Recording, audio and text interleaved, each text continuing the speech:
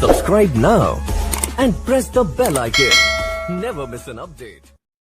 Welcome back friends to the another video tutorial from X-Physio, a complete guide to explore your physiology. So in this video tutorial we are going to talk about duct system in liver and pancreas and structure of human liver. अब ये stomach है, अब food यहाँ से pyloric sphincter से निकल के मान लो यहाँ पे आ चुका है. This food when it is mixed with stomach secretions, now this is called chyme. तो स्टमक में जो फूड प्लस स्टमक के सिक्रीशंस करके जो स्टफ बनेगा उसे काइम कहेंगे.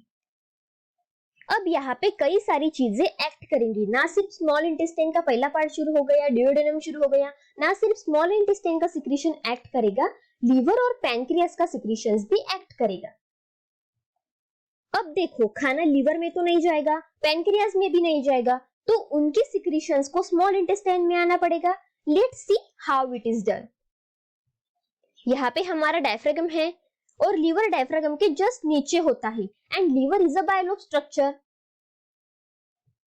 लीवर की मेजर सिक्रीशन बाइल है. बाइल देखते हैं अभी क्या है. यहां से राइट लोब और लेफ्ट लोब से कनेक्ट होके दो डक्ट्स आ रही है जो कि यहां से बाइल कलेक्ट कर रही है. इनको हिपैटिक डक्ट्स बोलते हैं क्योंकि ये लीवर से आए हैं. इधर वाले को बोलेंगे लेफ्ट हिपैटिक डक्ट और इधर वाले को बोलेंगे राइट हिपैटिक डक्ट. दोनों को मिला के बोलेंगे कॉमन हिपैटिक डक्ट. पर डायरेक्टली ये बाइल लेके पैंक्रियास में नहीं जाती क्योंकि हर टाइम तो खाना नहीं रहता ना हमारे स्मॉल इंटेस्टाइन में, तो ये वेट करती है कि खाना कब आएगा तब मैं अपना बाइल रिलीज करूंगी. तब तक के लिए बाइल स्टोर करती है एक स्ट्रक्चर में जो कि लीवर के नीचे छुपा होता है, उसे गॉल ब्लैडर कहते हैं. तो क्या करता है storage and concentration of bile. Gall bladder के डक्ट को मतलब बाइल यहाँ से बन रहा है, यहाँ से बन रहा है, यहाँ से बन रहा है, अल्टीमेटली वो जा नहीं रहा है नीचे, वो गॉल ब्लैडर में एंटर कर रहा है. पहले स्टोर हो रहा है गॉल ब्लैडर के डक्ट को हम कहते हैं सिस्टिक डक्ट. सो हिपैटिक डक्ट आई, लीवर से बाइल लेके फिर वो सिस्टिक डक्ट में बाइल चला गया, फिर गॉल ब्लैडर में स्टोर हो गया. अभी क्या है फूड आ गया तो यहाँ से इसको सिग्नल मिल गया. अब कैसे सिग्नल मिलेगा वो बात करेंगे. अब बाइल नीचे आएगा इस डक्ट में. अब ये डक्ट कैसे बनी है, ये सिस्टिक डक्ट और हिपैटिक डक्ट से मिलके बनी हुई है. इसे कहते हैं common bile duct. Common bile duct यहाँ से पीछे से क्रॉस करेगी, यहाँ पे आ गई. अब ये डायरेक्टली नहीं एंटर करेगी, ये एक और ऑर्गन में एंटर करेगी. It is called pancreas. So this duct it enter into the pancreas and now it combines with the pancreatic duct जो कि पैंक्रियास की एंजाइम्स लेके आ रही है और अल्टीमेटली इससे ज्वाइन कर रही है. इसे कहते हैं पैंक्रियाटिक डक्ट और डक्ट ऑफ विर्सन. इन दोनों को मिला के फाइनली जो डक्ट बनती है वो स्मॉल इंटेस्टाइन में ओपन होगी, उसे बोलेंगे हिपैटोपैंक्रियाटिक डक्ट. अब हिपैटोपैंक्रियाटिक डक्ट आगे जाके एक मोटा सा स्वोलन सा स्ट्रक्चर बना देगी जिसे बोलेंगे हिपैटोपैंक्रियाटिक एम्पुला. हिपैटोपैंक्रियाटिक एम्पुला के आगे फिर से एक रबर बैंड लगा हुआ है जो कि सिर्फ वन में एंट्री करने देती है चीजें. इसको बोलते हैं स्फिंक्टर ऑफ ऑडी. अब देखो लीवर से आई हिपैटिक डक्ट, इधर से आई गॉल ब्लैडर के डक्ट, उसको क्या कहा था हमने सिस्टिक डक्ट. हिपैटिक डक्ट और सिस्टिक डक्ट को मिला के जो कॉमन चीज बनी हुई थी उसको क्या कहा था हमने, कॉमन बाइल डक्ट. अब कॉमन बाइल डक्ट घुस गई पैंक्रियास में, फिर आई पैंक्रियाटिक डक्ट जिसे बोलते हैं डक्ट ऑफ विर्सन. अब ये यहाँ से जुड़ गई हिपैटोपैंक्रियाटिक डक्ट से. ये डक्ट आगे स्वोलन हो जाती है. Anything which is swollen it is called ampulla. So hepatopancreatic ampulla. अब ये हिपैटोपैंक्रियाटिक डक्ट एक बल्ब लाइक स्ट्रक्चर बना देती है. इस बल्ब लाइक स्ट्रक्चर को एम्पुला ऑफ वाटर भी कहते हैं.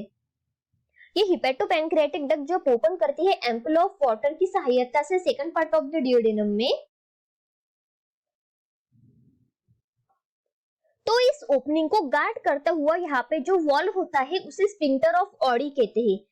ये sphincter of Audi hepatic duct और पैंक्रियाटिक डक्ट के बैकफ्लो को रोकता है. लीवर बाइलोब स्ट्रक्चर है. लीवर के सेल्स को कहते हैं hepatocytes. Hepatocytes are arranged in a very beautiful structure. Liver is made up of these hexagonal structures. इन्हें कहते हैं hepatic lobule.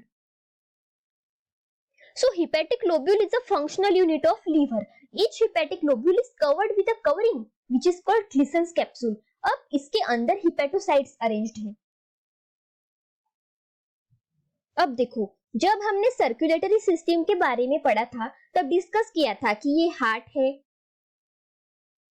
यहाँ पे डीऑक्सीजनेटेड ब्लड आता है, फिर यहाँ जाता है, फिर यहाँ से लंग्स में जाता है, ऑक्सीजनेट होके यहाँ पे आ जाता है, फिर यहाँ से जाता है, फिर वेंट्रिकल में चला जाता है, फिर यहाँ से ओर्टा के थ्रू पूरी बॉडी में जाता है, यहाँ से ऑर्गन्स में टूट जाता है, यहाँ पे एक्सचेंज ऑफ गैसेस होती है कैपिलरीज में, वेन बनाता है क्योंकि अब डीऑक्सीजनेटेड हो गया ब्लड, डीऑक्सीजनेटेड ब्लड कलेक्ट हुआ, अब फाइनली वेन बना के वापस.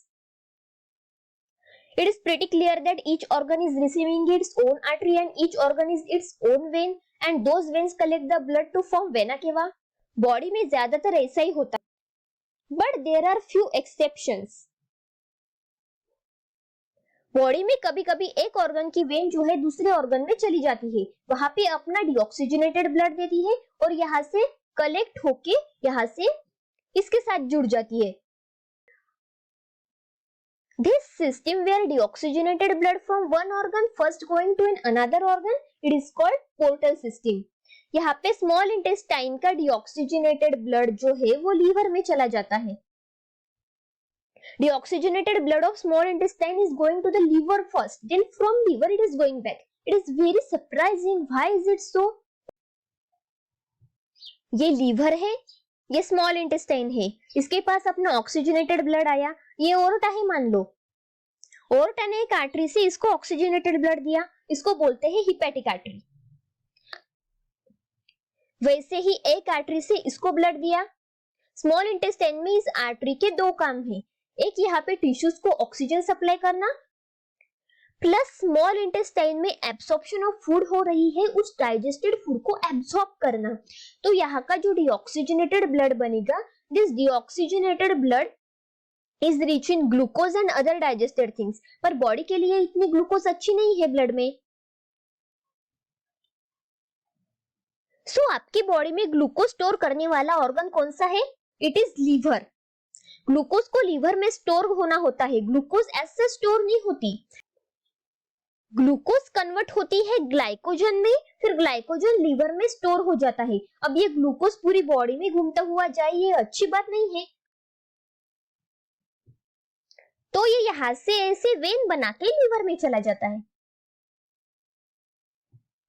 This vein which goes from small intestine to liver, it is called hepatic portal vein.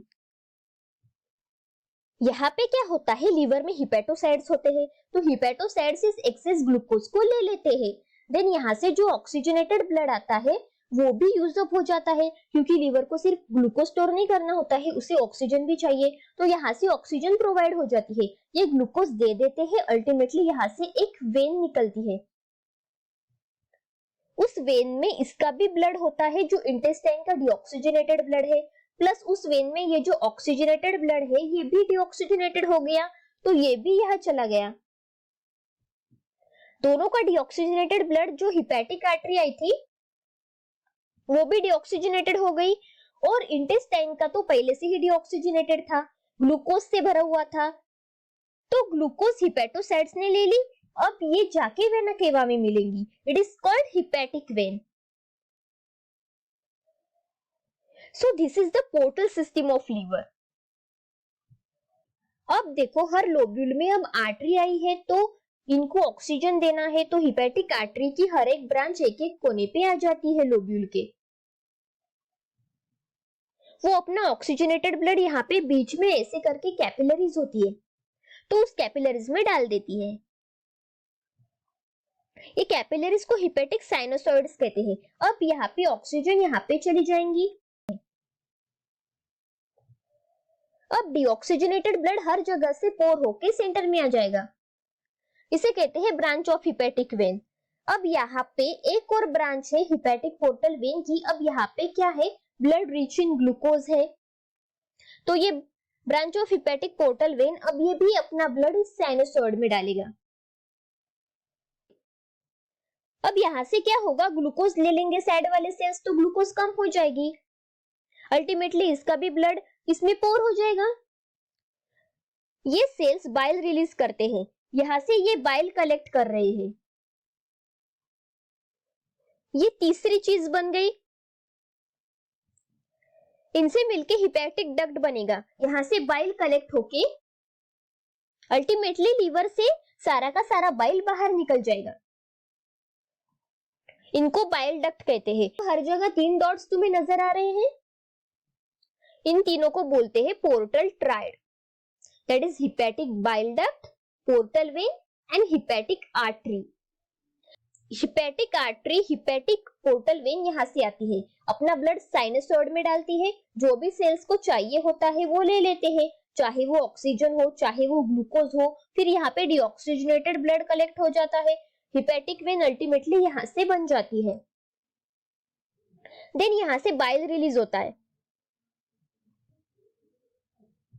उसे बाइल कैनालिकुलाई बोलते हैं। उसे बाइल कलेक्ट होता है और वो अल्टीमेटली बाइल डक्ट बनाता है। ये सारी बाइल डक्ट जुड़ के अल्टीमेटली हिपैटिक वेन बनाती है और लिवर से बाहर निकल जाती है। फिर हिपैटिक वेन सिस्टिक वेन में जुड़ जाती है और फिर कॉमन बाइल डक्ट में। समझ रहे हो क्या हो रहा है? अब ये साइनोसॉइड का स्ट्रक्चर है, यहाँ से ब्लड आता है, ब्लड से एक्सेस ग्लूकोज ये ले लेते हैं, तभी तो ग्लाइकोजन में कन्वर्ट करेंगे, प्लस इस ब्लड से ऑक्सीजन भी ले लेते हैं। और मैंने कहा था यहाँ पे बीच में बाइल सिक्रेट करते हैं और फिर ये बाइल जो है यहाँ से ऐसे डक्ट्स बन जाती है, उसमें कलेक्ट हो जाता है और सारी की सारी बाइल डक्ट मिला के हिपैटिक डक्ट बनाती है। So this is all about structure of human liver.